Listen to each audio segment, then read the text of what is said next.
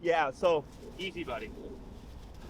in this area, usually what I tell people is like if you don't get it on the first go, Uh-huh. Lincoln is typically your best bet. Okay. But even earlier, like I had problems finding parking. For whatever reason, it's very busy today. So I feel like it's always busy. Yeah. Come on, buddy. Um,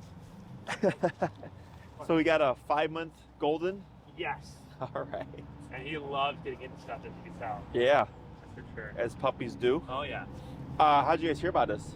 My brother and sister-in-law use you all. Had a golden as well, and he's awesome. So, Who's their the- name's Kate and Dan, and their dog's name's Webster, ironically. So. Oh, Webster. He's Yeah. a good man. Hey, buddy. I remember Webster. Yeah, he's They a good man. moved there. I think they went from here to Bucktown or something. Yeah, exactly. Hey, Yeah, I remember. stop. Yeah, I think grow when up. they started with Webster, he was like 7 months. Okay. Yeah. Yeah, no, he's such a good dog. So it was a no-brainer, honestly. So we were excited. Irving's definitely they're two different personalities. Like he's going through his puppy stage right now, but he's a little bit he's a good listener when there's no distraction. But here he's very social. Oh yeah. Loves people and dogs. And As Goldens mostly Oh do. yeah. Anytime he sees that, he stops in all tracks, does that sort of thing. But so it'll be interesting. Is he from a breeder as well, or? Yes, he's from a breeder. Okay, we're from. A breeder in Joliet. Okay. Breezewood Kennel. Okay. He's a good-looking pup. Yeah, he's good. He's a good man. He's got a little want to be alpha on him. You know what I mean? So that's for sure. So you guys are familiar that we train with Webster, with remote collar. Yes. So I know we want to do the same thing as well. Okay. So typically for the consults, I just assess everything, educate you guys on remote collar just to make sure we understand it correctly, and then give you my recommendations. Hi, Taylor. Yes. Hi, Jesse. Hi. Nice to meet you. We were just getting introduced right now. Hey, Here you guys know Webster. Yep. Yeah. Webster. Yeah. Yep. I remember Webster. Just Webster, not his owners though. Oh, okay. Yeah, I remember they trained here. I think was it last year or the year before? They got Webster. He's That's 2 years. 3. Oh, so it was 2 years ago. Because when Yeah. I trained him, he was 7 months. Yeah. Yeah, I remember. Okay. So Very yeah, I remember nice. Webster. He was a cream retriever. Yes. Yep. Yeah. You're Yeah. all over it.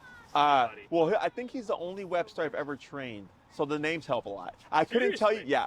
Yeah, I'm surprised. Especially this area, you think there'd be a million left. Yeah, I know. No, he's the first and only Webster. I've trained in Yeah. Irving before, but I can't remember the breed the dog was. But Okay. I've had Irvings. I have had plenty of golden retriever puppies Yeah. for sure. Yeah, especially post 2020, Yeah. because a lot of people got dogs in 2020. It was Yeah. a lot of golden retrievers. It was a lot of Shiba Inus, Hilarious. German Shepherds. Okay. Yeah, they just went through the roof in terms of people picking them up and stuff. So you guys are, well, I just asked him, but you're familiar that we train Webster on remote collar and Yep. everything. Yep. Yep. So, and I'm sorry, I mentioned it to him, but I'm sure you're aware you booked this, correct? That we Yes. started recording training sessions, Zoom sessions, and consultations. I'm sorry. We record training sessions, Zoom sessions, and Oh, okay. consultations. Yep. Okay. It's on the form that you filled out. It's on Got the it. website and stuff. Got it. Which going towards the training sessions, what we do now is I send the clients the URL to their videos, so that Nice. post the training they always have it as reference, Nice. because yeah. it's a lot of verbal instruction. Yeah. A lot of stuff has changed since 2020. Okay. So pre-2020, I used to do strictly home to home.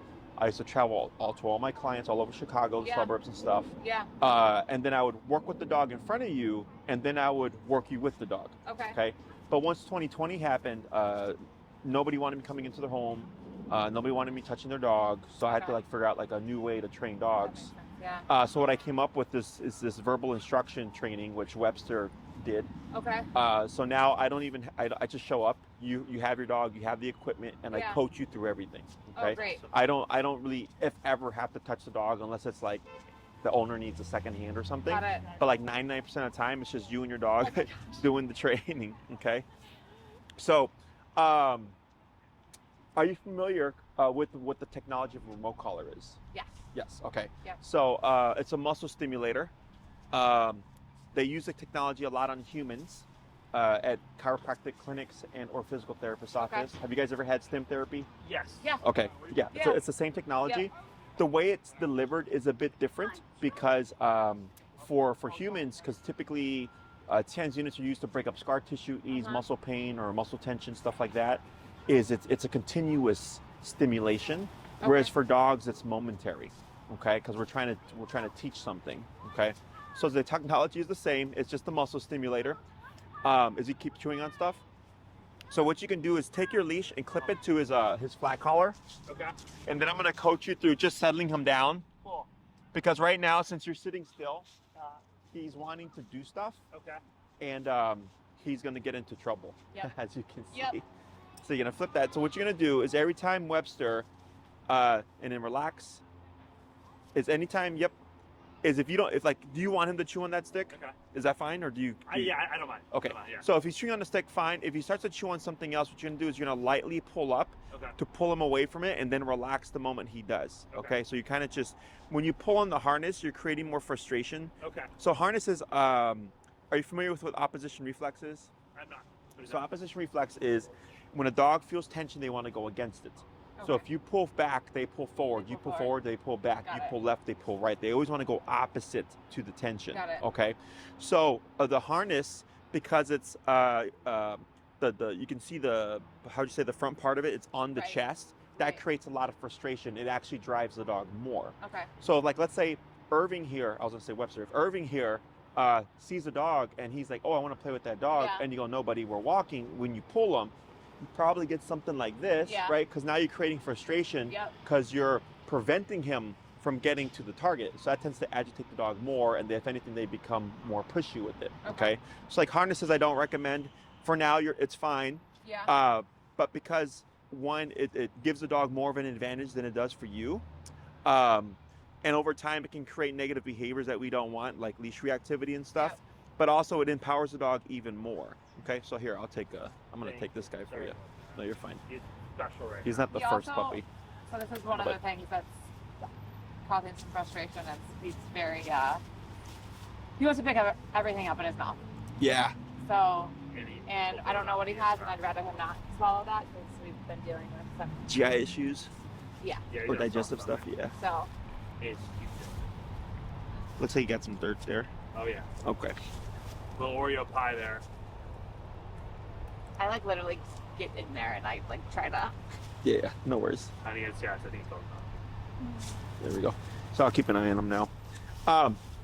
So where was I at? Sorry, Oh yeah, so the harness gives you less control, empowers the dog more, and it creates frustration over time. Yeah. Okay, in the beginning it's okay, especially when you got an untrained puppy. When they pull, we don't want them putting pressure on the trachea. We don't want them choking themselves or anything like that. Okay. So that's why, I understand why people Why would the do this. harness? Yeah. But in time, you fix one problem by creating another problem, as I Okay. usually how to describe it. Mhm. So with remote collar, it's a miniaturized TENS unit. It's just a muscle stimulator. You're not electrocuting your dog, just so that people Right. understand that. Right. Yeah. Obviously, you guys are familiar with it because of Webster. But I always like to make sure that people understand it because we tend to hear words like shock or like electrocution Mhm. on the internet, Yeah. and that tends to set a kind of tone in the owner's head.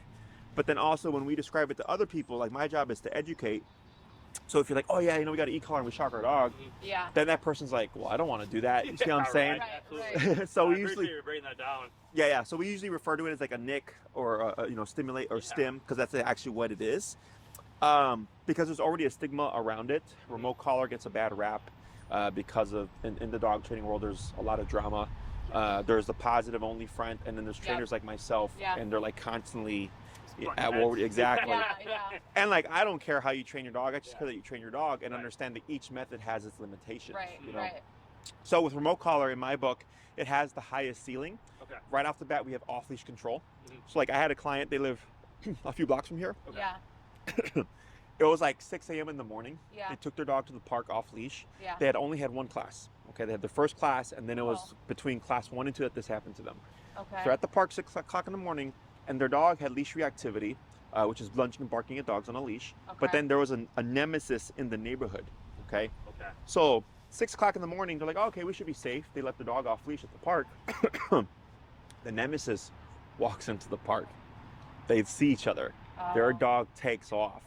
So they just jack up the collar. I think they hit like 90-ish, and they remoted their dog, and the dog yipped, but then stopped and then turned around and started walking back to them. Uh-huh. Because it was a boyfriend-girlfriend, so that the Uh-huh. boyfriend could go and intercept the other dog. Nothing happened, That's amazing. right? Amazing. And this was an emergency case scenario, Right, but right. immediately off-leash control Yeah. Yeah. in that moment, right? Yeah. So for me, it's the best tool there is. It's very easy for the average dog owner to pick up on. It doesn't Right. require you to become a dog trainer. Yeah. As long as you have common sense and logic, Yeah. we can figure it out. Yeah. Okay. Yeah. I've broken it down so that I've kind of stripped away all the stuff that's not necessary. Mhm. I focus on the stuff that I know will work and it's easy for you to replicate. Okay. Okay. So then we just start to build on things. Okay. So your puppy right now has what I would call overstimulation. Yep. Wow. Overstimulation is the brain's inability to relax. Okay, it's very common nowadays. The reason for overstimulation is a dog's lack of boundaries, and it's not to say that you're not trying to establish boundaries, because you clearly are, right? Yeah. But the way dogs establish boundaries is if Irving here jumped on a dog and that dog didn't like it, Yeah. what do you think that dog would do? We'll let him know. How? No, nip at it. Nip at him, Yeah. bite him, exactly, Yeah. right? They would give some kind of physical consequence to say you're Yeah. not going to jump on it. Yeah. Yeah. That is a boundary for a dog. Right. Okay. Human boundary is typically we pull it out of the dog's mouth, we tell them no, we clap, we go you turn your back, you ignore them, you Yeah. put them in a kennel, or Yeah. you pull them away, right? But none of that is biting him, telling him, hey, you don't want to make that decision. Yeah. Does that make Yeah. sense? Absolutely. So Yeah. dogs are physical creatures.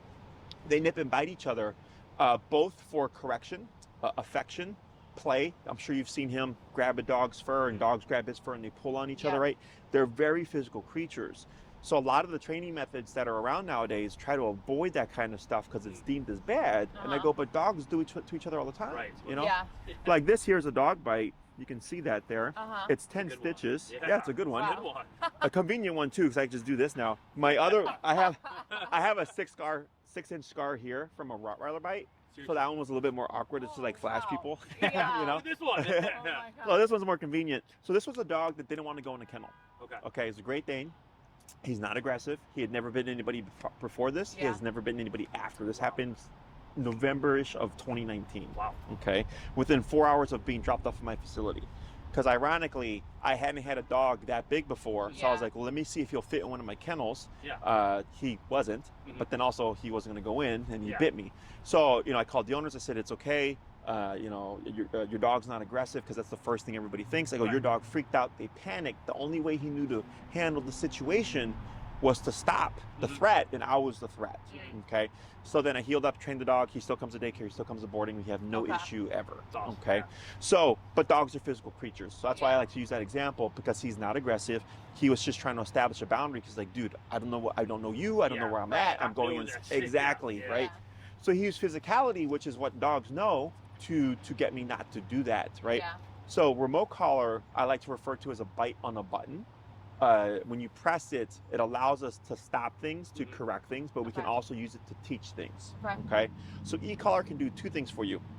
It can get your dog to do something like sit, stay, down, or come, whatever, Mhm. but it can also get him to stop doing something.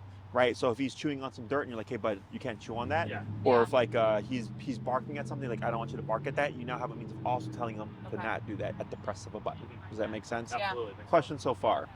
So the first thing that I typically teach with any case is heel, Yeah. which is leash walking. Okay, Yeah. leash pulling and leash reactivity are the two most common things that we deal with. Heel fixes both of those things right off the bat. Uh-huh. Okay, so you show up, you have your dog, you have the collar that I recommended for you, Yeah. and then I'm going to explain some things to you. I coach you through it. This is exactly what I did with Okay. Webster. Okay, and then when I work with two handlers, I typically prioritize the primary handler. So if one of you does more walks than the other, I'd most likely work with them first, Okay. make sure they get the most experience, Okay. and then I work with the second person. Okay, so working with two people in the class isn't a problem. Okay. I always say anybody who's going to handle the dog is welcome to come, Yeah. but I always focus on the ones that are going to work on the dog with the dog the most. Okay. So then I coach you through it. I usually try to get a few sessions within that hour, as well as information, and then at the end I'll go, here's your homework, rinse and repeat. I'll Yeah. see you in a week. Okay. Yeah. Love You that. come back the following week, you give me feedback. Hey Jesse, he's chiller, he's calmer, he's not going for dirt as much, he's Yeah. not chewing on things, right? I Yeah. go, great. It's already doing its job. Okay. So then the second class, I work on the second half of heel. We make a few tweaks, and I say, go off, rinse and repeat, come back in a week. Okay, you come back by the third week. In your particular case, it's probably gonna be very straightforward, because this is primarily obedience stuff. Mhm. The behavior stuff that you're dealing with is overstimulation puppy stuff. Yeah. So I'm not really too worried about that. Yeah. Okay. It's easy to address if it's lingering and it's not kind of addressing itself. But then I like to jump into the recall by the third class because recall does take the longest to teach. Okay. For example, I had a client, I trained her first dog. She came back and I trained her second dog. And she told me her first dog took her 6 months to get to be off-leash reliable on the recall. Okay. Okay. So a reason is recall takes the most effort. You got to get out of your house, get in the car, Okay. unless you live nearby a park, and go to the park. Got it. Okay. You have to hope that there's distractions for Irving. You have to hope that he runs away from you so you can recall him. Absolutely, Right. yeah. Hope the weather is nice, right? Winter's coming, so at some point it's going to snow. Right, So right. all these things factor in. And I get clients like, oh, I'm going to practice every day because it's so important. And they come back like, I went once. Yeah. Yeah. Well, Yeah. Yeah. do it Okay. every day, huh? Yeah. Yeah. Yeah. So I try to get in as soon as possible. And then the rest of the program is really just play it by ear. At this point, I have a good idea of what most people are looking for. So then the biggest factor in your program that distinguishes the length and stuff is really how well trained do you want Irving to be, right? The only command that has to be off-leash reliable is recall. Okay. Come when called. Okay. Everything else, so we have 6, what I call the family pet 6 commands. Yeah. Sit, stay, down, come, place, heel. Okay. All those commands are meant to be functional. Nowadays, they're looked at as like cute things that our dog does, or things that my dog can do, but they break it every 2 seconds, right? Yeah, absolutely. If I say sit, the dog should technically hold a sit indefinitely. Right. So if that means 30 minutes, then Right. technically 30 minutes. If I say down, that means lay Oh, down that's and a don't good move point. for an extended it's period of like- time. Yes, yeah. it's meant to be functional. We have to stay away with them when we do all those 3. Uh-huh. So Yeah. they also come run away. Yes, and this Yeah. doesn't matter what the environment is either. Like if you're in a busy park, like here when we were training with Webster, we're in the thick of it, Right. right? Yeah. And they're getting functional obedience. So I understand why, especially when you get little puppies, you're thinking like, well, I can't expect that much of you, right? Right. Which is technically true. So typically for puppies under 6 months, I tell everybody this is foundational stuff. But once we Okay. hit 6 months or near 6 months, I go, we can do big boy, big girl training. Good. Okay. Okay. Good. So So we're there. yes. So from Yeah. remote collar, I usually say 6 months, Okay. but he can start sooner. So larger breed dogs, I can actually get in earlier. Okay. Okay. I can even train a 2-month-old puppy on remote collar. The difference is, or the issue is the average dog owner typically isn't comfortable with it. Yeah. Because they think, remember, oh, my puppy, and I go, yeah, but the That's- mom would bite the puppy. Yeah, right. Yeah. So what's the difference? Right? Exactly. But so most of the general public is like, I'm not too comfortable with this. So I say, I'll wait till 6 months because typically Yeah. by 6 months, the puppy is crazy and driving you nuts and nothing is working that they're ready for the answer. Yeah. Okay. Does that sound familiar there? Yep. Oh, Yep. yeah. So, but yeah, so like I had a Dobie that was doing a board and train with us. It was a 4-month-old Dobie. And then she was going to do real basic puppy stuff. It was going to be a board and train. I said, how about you just invest a little bit more now? You do e-collar and you save yourself money because she was going to bring her dog back again for another board and train to do more advanced stuff. I said, I can do it now if you're comfortable with it. Yeah. And she's like, yeah, save money and train my Yeah, dog. I was like, absolutely. for sure. What do I sign? Exactly. So this guy here, he's already a candidate for remote collar. So then it's just a matter of how much you're wanting from Irving. Yeah. Okay. How reliable do you need him to be? Yeah. How advanced do you need him to be? Okay. Questions so far? Question? I got no. So we have the 6 commands. Yep. The necessary ones would be heel, recall, and then I usually teach place, which is go here and don't move. Yeah. Okay. So they're what I call the trifecta of dog training. Okay. Come to me, Yeah. walk with me, and then don't And then, move. yeah. Okay. Yeah. Sit and down are technically the same as place, except place is the most lenient. Okay. I believe Webster knows place. So place would be go to your bed and don't come off. Yeah. You can sit, you can stand, you can lay down, you can play with a toy, you can chew on a bone. Right. I don't care, just don't come off. Right. Yeah. Whereas sit and down are very strict, right? Yeah. Sit would be this, don't move from this sit. Yeah. So since it's so specific, clients have a hard time being that strict to reinforce it. So with the place command, because it's the most lenient but achieves the same thing, most people just opt for using place. Okay. Okay, so at minimum, I like that. with programs, I usually teach heel, recall, and place because those are like the essentials. Yeah. And then every now and then I get an owner that's like, no, I want my dog to know everything and I want him to be off-leash reliable and all that stuff. So because all the commands can be built to an off-leash level. Okay. The only one that needs to be at an off-leash level is recall. Okay. Okay, is that making sense? Yeah. So we have 4 program links. Are you guys planning on in-person or are we trying to do a board and train type thing? Oh, wait, in person? Okay. In person, Yeah. you learn more. Yeah. So in person, you learn more. because it's me teaching you to do the work. Right. With the board and train, I get more done in a shorter period of time, but there's always going to be work on your behalf. It's just that your dog would get more in a shorter period of time, but you still have to, of course, reinforce, and then I have to transfer everything to you. Okay. So I always say, if you can, do it in person. The con is it takes a little bit longer. The pro is you learn a ton more information. Okay, because you're making mistakes, you're learning how to fix mistakes, you're learning how your dog's responding to the collar and all these things. There's a lot of variables there that you miss out on if you do like a board and train type program. Okay. And in person would be here and the Logan Square. So we're not in Logan. We're we're west of West Loop. Oh, okay. Yeah. So we used to be in Logan, but then we bought our own building now. So we are west of the West Loop. We're by Lake in Sacramento. Okay.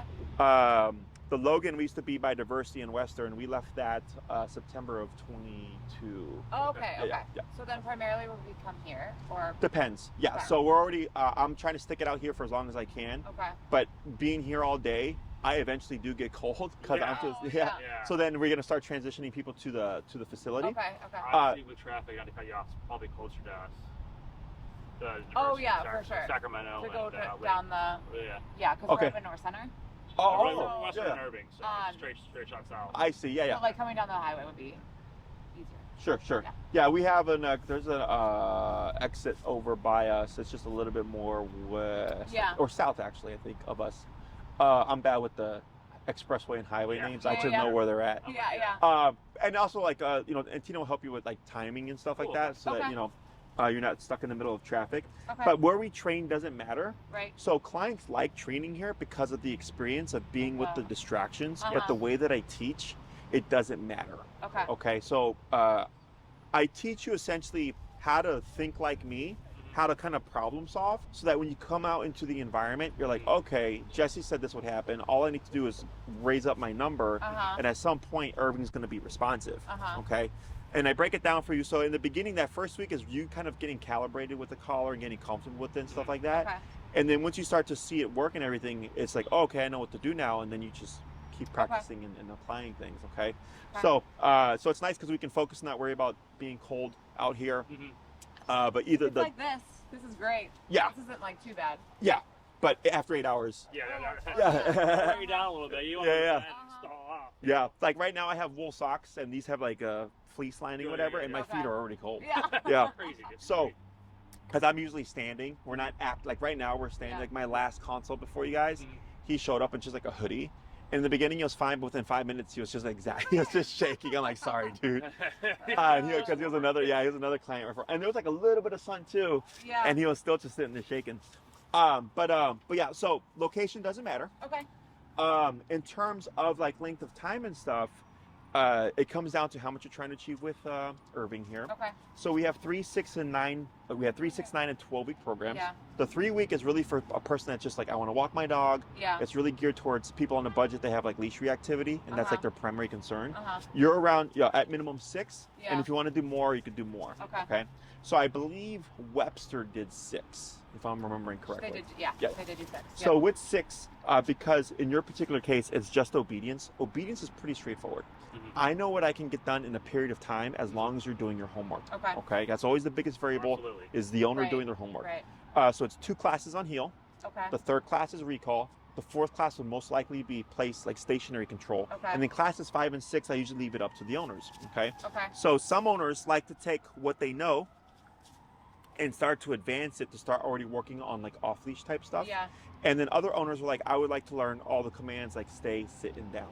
Okay, so I usually leave that up to the owners, but the first 4 are gonna be those 3 commands for sure, most likely. Okay. So if you did a 9 or 12-week program, we're definitely getting in those 6 family pet commands, but now we can get all those commands to a higher level of reliability in terms of off-leash stuff. Okay. So I usually break it down as walk my dog and call my dog, right? So usually like walk around the neighborhood or whatever and go to the dog park. Then there's walk my dog, call my dog, go to restaurants. And then I do all that, plus I go hiking with my dog. My dog's coming with me to all these family events. I want to fly with my dog. That's where we're talking about a longer program because we need a higher level of training. Okay. So most people fall within a 6 to 9 class bubble there. In your case, If it's like we just want control over this dog and like we just live like, you know, a regular life with them, Right. dog park, maybe a restaurant or whatever, then Yeah. you're most likely going to be fine with 6. Okay. Okay. 9 is if like you just want a bit more control Yeah. over other and have more commands available to you. Okay. But like I said before, like most people use place. All it needs is if you have a towel in your trunk, you just roll out the towel and then you always have some kind of stationary control. Nice. That's Okay. what most people tend to do. Yeah. Okay. Okay. Questions on any of that? If we want to like add like a 7th week, like one additional week, do you guys do that, or just Yeah, so we do 6 have or 9? single classes. Okay. If you commit to 9 up front, it is cheaper per class Okay, because okay. you're saying, hey, we want Jesse for this long, or Got for this it. length of time, right? Yeah. So it's cheaper per class. Now, if you did 6 and then booked another 6, we wouldn't charge the difference. You would simply pay the price of a 6 program. Got Okay. it. So if you look at my website, all the prices are there. Yeah. And if you broke them down, you'll see like, oh yeah, if we did 6 then 6, it's like X amount of money. And if we Right. did 12 up front, it's actually cheaper. Okay. But at minimum, I would just put you at 6. Okay. Okay. Okay. Other questions? Nothing right now. Oh yeah. So the color I'd put him on for Goldens, I usually just recommend you get the black edition. The black edition is the highest powered color there is. It's perfectly safe to use. I could put on my, probably, yeah. Yeah. Yeah. I could put on my 8-pound Chihuahua. He'd be perfectly Really? fine. Okay. Yes. That's awesome. All it means is more from less. Okay. Okay. It has a higher output. What's the brand? Dogtra. And Tina will send you the information. Oh, great. Yeah. Great. Okay. So it's the best model there is. It gives us a 1 mile range, which is obviously way more than enough Right, for the yeah. average dog owner because it's meant for hunting dogs. Okay. Since they send them out, so it's a fully waterproof system, both the remote and the receiver. Uh-huh. So he could be swimming in the lake or whatever, perfectly fine. You could be hanging out in a pool with the Yeah. remote around your neck, having a margarita, perfectly Great. fine. Yeah. Both waterproof system. Okay. It does come with a 1-year warranty, so if anything happens within the first year, Okay. you can send it in, they'll repair it to you free of charge. Awesome. If anything happens after the first year, you can still send it in for repairs, but they may say like, oh, this is going to cost you $80 or whatever. Okay.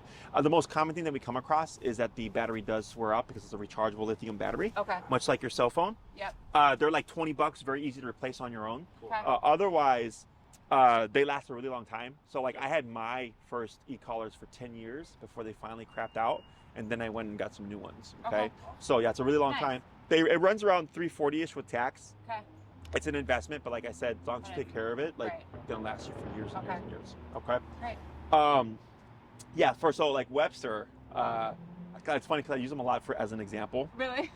because Webster's very sweet. He's Yeah. your typical golden, right? Or yeah. And very soft. So they're like, yeah, you know, he's gonna be so low in the collar, this and that. Webster was like at 90 the first day, and I think his number came down to like 70 Wow. Okay. as the weeks went on. Oh wow. Okay. Yeah. So Goldens, yes, are known for being very sweet kind of family Yeah. dogs, right? Yeah. But they're also very sturdy. They're Yeah. also like They're very- physically yeah. tough dogs. So people tend to take the sense, the how'd you say, the sensitivity, like the softness and all that stuff. Uh-huh. Of like personality wise, you know, yeah, they can be soft, but physically, these are tough dogs. They're, Yeah. You know. So I don't know what Irving's number is going to be. Okay. I help you figure all that stuff out. Yeah. Okay. Yeah. Now, in Webster's case, you know, he's a great example. You know, I get clients because I always tell everybody I can only take you as far as you're willing to go. Right. Okay. So when they see their dog, like, oh, but my dog's so sweet. Why does he need a high number? I'm like, Uh-huh. well, because he's ignoring everything below Right. Yeah. where we're at right Right. now. You know. So I don't pick the number, the dog does. So I do get some dogs that are trained at like at a 15 or a 20, whatever, like lower numbers. But then Uh-huh. I get dogs like Webster that are up there. Okay. Uh-huh. So as long as the owner is reinforcing the training at the level the dog needs, we're going to get the reliability. Typically what happens is owners feel bad. They're like, oh, I don't want to remote my dog at 90 because I don't want to hurt my dog, Right, whatever. right. And then they're like at 50. And then Right. they start getting frustrated because like, Jesse, this isn't working. I'm like, well, it's Uh-huh. not working because you're not at 90. 'Cause Exactly. you're- Just yeah, jack yeah, it up, right? Yeah. So then they're like, okay. So it's usually like me getting them comfortable, you know, that Uh-huh. stuff. Because I'm like, you know, dogs bite each other. Like you're not doing anything to your dog that's going to ruin the relationship. Right. He's pretty tough, so I mean, Our breeder was like, I'll help yeah, he's Mom. strong-willed. I was like, Yeah. yep, we know that. even, Yeah. See that? even when we play though, like he like, I bet he'll be up there. Yeah. He could take a lot for sure. Crying. Yeah. Yeah. Why are you crying? So I help you figure all that stuff out. Cool. As long as you're following the instructions, the application of the collar should always start to decline. Okay. Okay. If it's staying static and or increasing, that Yeah. tells me we're doing something wrong. Okay. And that's usually the owner is just too low. It's the most Okay. common thing I come across. Okay. Okay. Common question that I get is when does the e-collar go away? Yeah. In my book, when you need it, it doesn't. Yeah. Okay. So if he's going to be off leash, if you're going to be walking him around the neighborhood, Right. if maybe if guests are coming over and he's a big jumper, Yeah. you have the collar on. Otherwise, if he's a great dog inside the home, you don't Yeah. need it. Okay. Reason is, and the easiest way to explain this is, do you guys drive? Yeah. Do you go on the expressway ever? Yep. Do you go the speed limit? No. Okay. Most people don't, Yeah. right? Most people don't. Yeah. You get behind someone who is, and you're getting frustrated because you're like, speed up, right? Yeah. That's we see a squad car. What happens? Yeah. And then we pass the squad car, everything's clear. Speed back up Yeah. again, right? Yeah. That's what we call opportunistic behavior. Humans are self-aware. We know what the rules are, but we also know when we can get away with things. Yeah. Dogs do the same thing. Yeah. So think of your e-collar as a cop on the collar. Okay. When it's present, he's going to behave better. If you've been using it correctly, he's going to go like, okay, I know you will reinforce at 80 if needed, Right, so I'm not right. going to question things right Okay. now. But then when it's off, he's going to press the boundaries. Okay. Okay. So it's a very common thing, and it's not the training, it's not the method, it's not my skill or anything Yeah. like that. It's literally just opportunistic behavior. Okay. Okay. Happens to humans too. Okay. The other thing I get a lot is, when does a dog learn to be a good dog? Yeah. Which simply put is, when do I not have What- to do this anymore? Right? Yeah. Never. Right. It always- Because that's consistent. Exactly. So I always tell people, think of your dog as a 2 to 3 year old child. Yeah. A child needs to be told what to do. They need Uh-huh. to be given direction, right? Uh-huh. That is him forever. Yeah. He's never going to mature, go out, get a job, and like contribute to the household or anything like that, right? Hopefully not. Yeah, you have to, unless he's like an Instagram influencer or whatever, Yeah, right? Full money right there, yeah. You have to give him direction. Yeah. What's different about dogs, however, is that we are teaching simple skills, walk to me, come to me type of stuff. Yeah. That your need to reinforce it again should always start to decline Yeah. in time, and he knows what to do. But because he's a living, breathing animal, if he's playing with his buddies, and he's like, no, I don't want to come this time because I want to continue playing with Webster or whatever. Yeah. Like, nobody, you have to come here. Yeah. Yeah. You have a means of making it happen. Okay. Okay. But it would be like once in a blue moon. Yeah. If every time he's playing you always have to remote him, then that tells me again we're probably too low. Okay. Is that all making sense? No, Yeah. Plenty, yeah. Yeah. Because people even like after I explain it to them in the console, because I always make sure to cover that in the training sessions. Almost always, it's inevitable that they're going to ask like, "Oh, when do I not have to do this anymore?" Yeah, Yeah, right. yeah. So, but yeah. So dogs are animals. Yep. Do you teach jumping or train jumping? Correcting it? Yeah, it's very simple. Yeah. It will cover that in the class. Once you understand how to correct behavior, Yeah. it's the same. So I was raised old school. I was spanked. If I didn't do my homework, if I talked back, if Yeah. I didn't do my chores, I got spanked for all of those things, right? It was one consequence for a multitude of behaviors. Dogs are the same, right? So if he's barking at a dog, jumping on a dog, or trying to mount on a dog, they would bite for all of those Right. things to say, don't do that to me. Yeah. Okay. So with the remote collar, I'll show you how to correct the things that you don't want. Okay. For example, like jumping. Uh-huh. I will also give you an alternative, because like let's say in the house he's Yeah. a counter surfer or something, Yeah. and you want to correct that. Yeah. Again, you're not always going to have the collar on, especially in the Right. home, Right. right? Is I'll give you an alternative means of correcting him Okay. for behaviors you don't want within the home. Okay. But outside, you most likely just use your remote collar because Okay. that's what he's wearing. Yep. Okay. Got it. Other questions? Not right now. Get the remote collar, jumping. Trying to think of anything I forgot. You guys are pretty straightforward because you were sent from another client, so usually Yeah. it's a little bit easier. And we've seen it. Obviously, Webster is very well behaved dog. So Yeah, that always helps too. yeah. Yeah, big time, Uh-huh. big time. Yeah, and I've noticed with them too, like it's like he's not behaving, so they bring out the collar again, and yeah, so it's like it's He like locks in and he's good, yeah. yeah, but it's like sometimes it's like every so often type of thing that they just like bring out the collar and Mhm. he's good, Mhm. but for the most part he's them. Yeah, Great. and what makes the dog-human relationship a little bit more complicated is people tend to get dogs as companions, Yeah, right? And when you tell your dog to do something, that's not a companion behavior. Yeah. That's an authority behavior, right? Uh-huh. So obviously we're practicing more companion, like we cuddle with our Right. dogs, we're playing with them, stuff like that. Right. And then it's all of a sudden, I also need you to listen, Uh-huh. and that's Yeah. what makes it tricky. Uh-huh. So, You know, yeah. So I tell everybody, I'm like, you can have the companionship, but that's also the trade-off, right? Because it's like, if I'm practicing 80% companionship versus 20% authority, Yeah. the dog's gonna be like, well, we're buddies most of the time, Yeah, and every now like, and then what you know is this? exactly, Yeah. So I always Yeah. tell everybody like that's just a part of how that relationship is. Okay. For myself, like at my facility, because I have a day where we train is my dog and daycare and boarding Okay. facility, is we have 50 dogs and it's quiet. We get the occasional bark, we get the occasional whine and stuff like Uh-huh. that, but because we're there to take care of people's dogs, we're not their companions. Right. So we're reinforcing things, we're correcting things, Right. we're reinforcing the training. So dogs just view us as authorities, Yeah. so they don't really break the rules with us. Yeah. You know, but as soon as they go home, the owner's like, oh yeah, you know, my dog's like jumping on people or Yeah. whatever. Uh-huh. Yeah, exactly. Yep. Yep. Other questions? I think I just had one, but it left me. Yeah. Behavior, jumping, e-collar. I mean, I know Facility.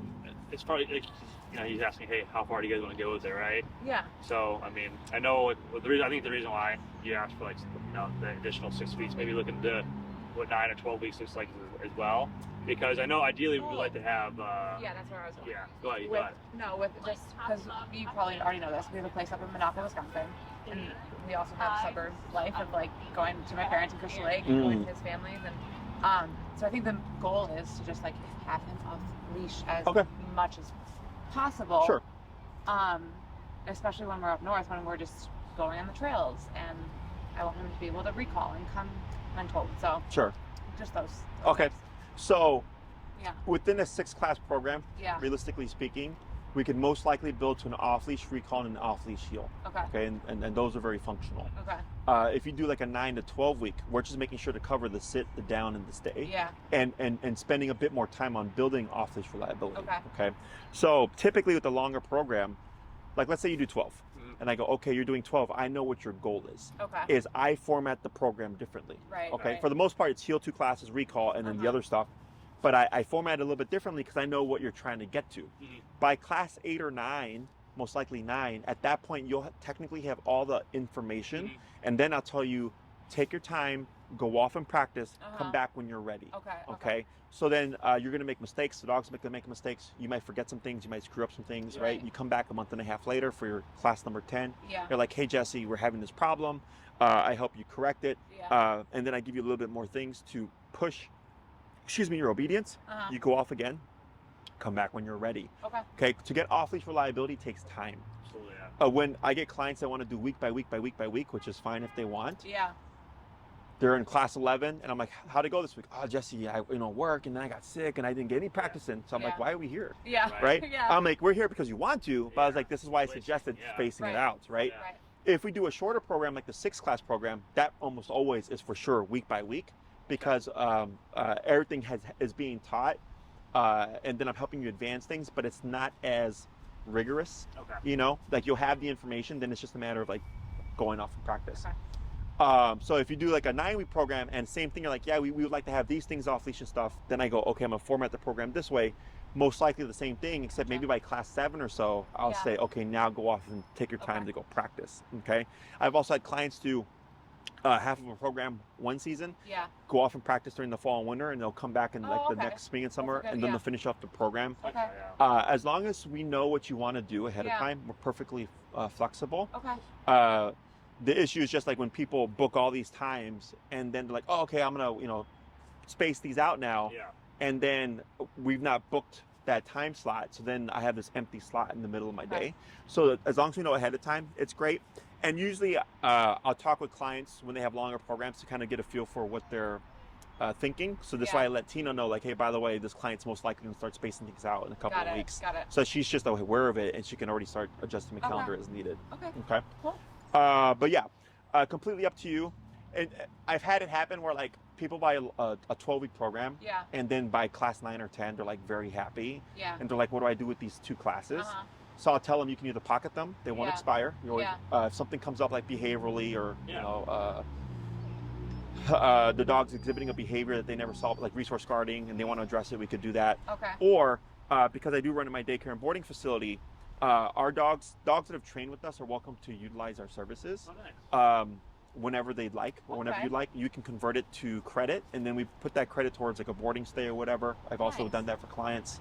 Okay. Because sometimes we're thinking like it's going to be a difficult case. Turns out being more straightforward, and then they have classes left over, and they don't want to obviously lose the credit. Yeah, yeah, So, yeah. I was like, board your dog with us, and we'll just credit it towards Oh, your awesome. stay, whatever. That's good So to you're know. not going to lose the value of your Yeah. investment, you know. That's really good to know. So just as FYI for you guys, dogs that have trained with us are more than welcome to use our boarding services and daycare services. Okay. Dogs that have not trained with us, Uh-huh. they're required to come to daycare at least once a week. in order to board with us. Because in the past, I used to be more lenient with that, and what would happen is dogs would be gone for a few months. They'd come back and destroy stuff. Got it. Okay, because they weren't used to the environment or the structure. So now it's mandatory that they come at least once a week. Okay. For dogs that have trained with us, they're not held to that expectation of having to come once a week. They're welcome to board whenever needed. Okay. So I get clients that come out of St. Charles, Skokie, Winnetka, Hoffman Estates, right? They're not going to come once a week, right?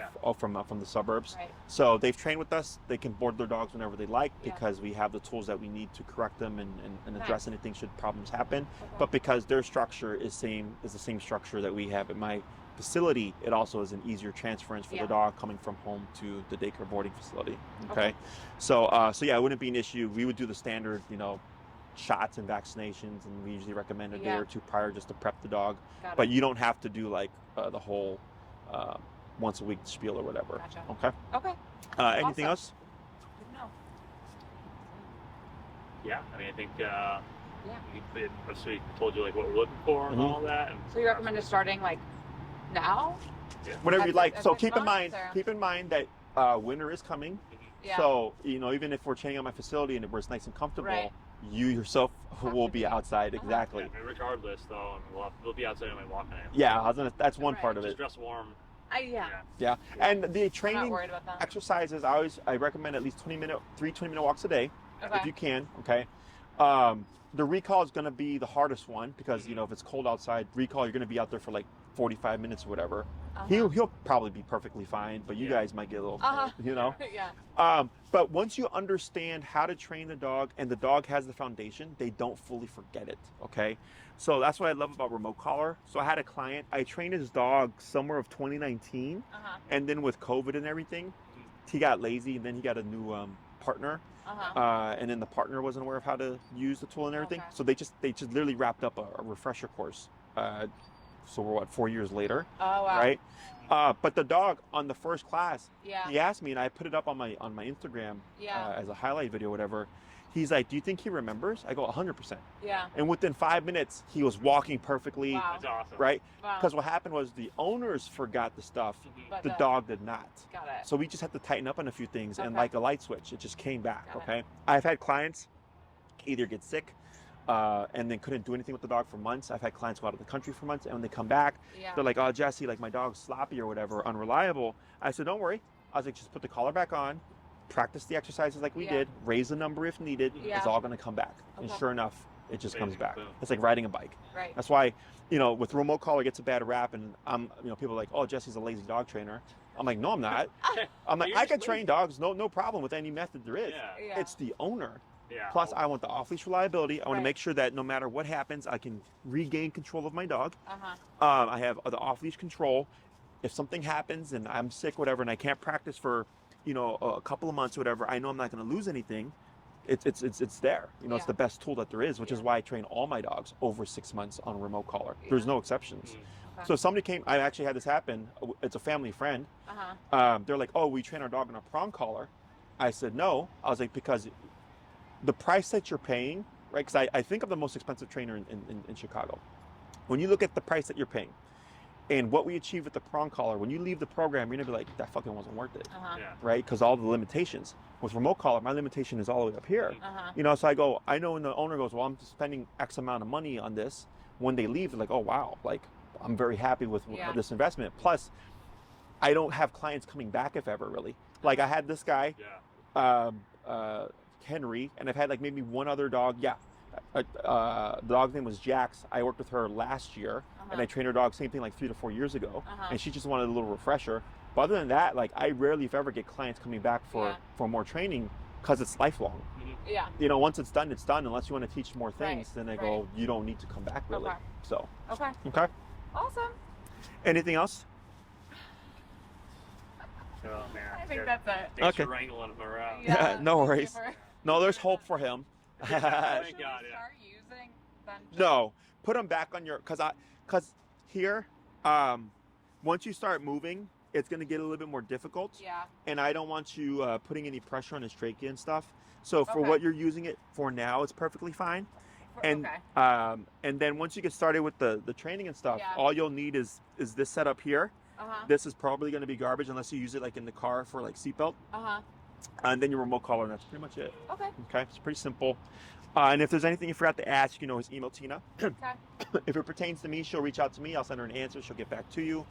In terms of the booking process, we usually do recurring, Okay. so once a week. Mhm. So if you did like a 9-week program, for example, and you chose Saturday at 1 for 9 weeks plus 1 would be your time. No one's going to take it from you. Gotcha. Okay, so for 10 weeks, you have that time slot. Okay. We call it giving you priority. Okay. Unless we have like a pre-booked client from before, but we'll let you know. For the most part, that's your time slot. Okay. Let's say you're going out of town, you have to reschedule, anything like that.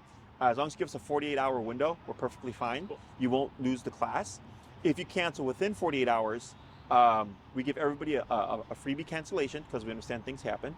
But after that, it would count as a class because it's very difficult to fill in time slots that short notice for most people. If you cancel 5 hours within your class time, so if your class is at 5 and you cancel at 1, it just counts as a class because we're definitely not filling in that gap there. Okay. Otherwise, let you know ahead of time, though, that yep, this not a week's problem. gonna We work. just adjust the calendar and everything like that. No big Cool. deal. So you don't lose those classes Okay. as long as you let us know ahead of time. But you lose priority because you have the 10 weeks, right? So if let's say you go out of town for 4 weeks, come the 10th week, you're going to have classes left over because you're Right. out. So you're not going to lose those classes. Okay. But the way my schedule works is I'm typically booked ahead of time. Is Tina would already probably have someone booked for your time at the date that we're expecting you to end. Gotcha. Does that make sense? Yep. So then she'd just reach out and say, hey, use up your priority. You have classes left over. What other times are you available? You let her know, and then we finish up the program that way. Okay. If you're doing the longer ones, like I said, at the end of the program, it'll be on an as-needed basis, so that really doesn't apply anymore. But I don't recommend that you pre-book ahead of time. Okay. So a client will go off, they'll pre-book a month later, and then they'll show up, and then same thing, they're like, oh, I was out of town for 2 weeks, and this and that, and I was like, why did you book this? Yeah, Like, right. Yeah. like we want to make sure that you're having the time to practice and all that stuff, and then I go, when you're ready, then you book it, so that we make sure we're not wasting any classes there. Okay. And then if you want to speed things up a little bit, if you're wanting to start sooner, if you email Tina your availability, because she's going to cross-reference your availability with mine, and then give you options for what we can do. And then she does go by the contract. Feel free to ask questions about the contract. Feel free to review it. But what we've had happen in the past is clients are asking questions about the contract. She's booking other people, and then they turn around, they submit it, and then they're like, oh, like I thought Jesse was available. Exactly. And then she's like, yeah, but it's first come first serve. So the contract lets us know you're serious. And then she'll handle the rest. Otherwise, like I said, feel free to review it, ask questions, all that kind of stuff. Right now, I'm in the middle of a lull, so I wouldn't be too worried about like, oh, just going to get booked up. Because as the seasons change, especially with the holidays, it starts to slow down. Then I get slammed, and then it slows down, and I get slammed again. Right now is a lull. Okay. Anything else? Great. I got nothing. We're excited to get to work with you. Yeah. For sure. So just keep that in mind. Mull it over. Talk to each other. At least 6. 9's always a nice little buffer for a lot of people. And then I'm trying to stick it out here for another week or 2 before we start transitioning to my facility. So if that's important to you, just heads up there. And otherwise, the environment really doesn't matter. Okay. Cool. Alrighty. So I'm going to give Awesome. this little tank back to you. This little Tank. tank. Hey, up. You want to flip it over?